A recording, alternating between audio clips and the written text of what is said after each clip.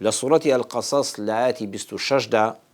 كاتێک کە باسی کچەکەی شوعەیب دەکا پیاوە ساڵیحەکەی مەدیان لەگەڵ موسا پێغەمبەردا سەلامی خوای لەسەر بێ کە موسا گەنجێکی ڕاکردووە لە دەسەڵاتی ستەمی فیرعەونی لە میسرەوە بە پێ بە غەریبایەتی بە بێکەسی بە بێپارە بە بێخۆراک ڕۆیشتووە شەوان و ڕۆژانێکی زۆری بە ترسەوە بڕیوە گەیشتووەتە وڵاتی مەدیان. لەوێدا کاتێک کە موسای بە هەڵوێست دوو کچی بەڕێز و بە حورمەت دەبینێ مەڕووماڵاتەکەیان بەهۆی خەڵکانێکی بەهێزەوە بۆ ئاو نادرێ ئەم دەچێ یارمەتیان دەدا خۆبەخشانە هاوکاریان دەکا و چاویان تێنابڕێ و قسەیان لەگەڵ ناکە دوای تەوابوونی کارەکەی فەرمێ دەگەڕێتەوە بۆ لای سێبەرەکە ئایا سێبەری شاخێکە بەردێکە تاوێرێکە دارێکە پشوو دەدا و داوا لە خوای پەروەردگار دەکا کەوا ڕزق و ڕۆزیەکەم پێ ببەخشە پەروەردگارە غەریبم بێکەسم بێکارم بێجێگام بێماڵم بێحاڵم بۆ هەر بەخششێکە لەلایەن تۆ بێ خوایە زۆر محتاجم.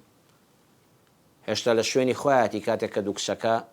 لە ڕۆژان زووتر دەچنەوە بۆ لای باوکیان کە ئەبوو ناشێخون کەبیرە بە ئیعترافی خۆیان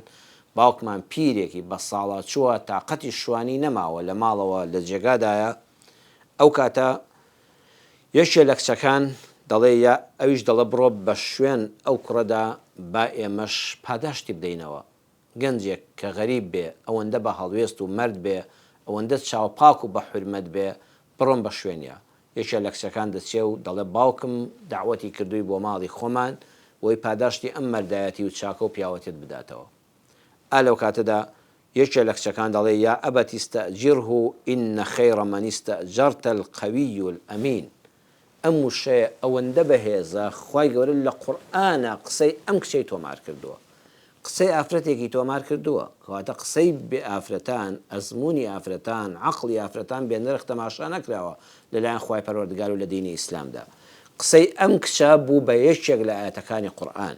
یا ئەبەتی استەئجیرهو ئینە خەیڕە مەن استەئجەرتە القەویو الئەمین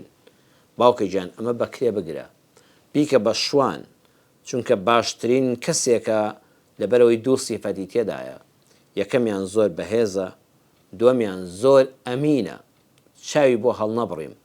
قسەی لەگەڵا نەکردم زۆر بە حەیا و حورمەتە زۆر ئەمانەت پارێزە و زۆریش بەهێزە ئەو بەردە گەورەی لەسەر بیرەکە لادا و زۆر بە ئاسانی ئاوی زۆری هەڵێنجا و مەڕەکانی لە ماوەیەکی کەمە ئاودا. کەواتە ئەم ئاەتە سوڕەتی القەسەس ئاەتی 26 ئەمە قسەی کچێکە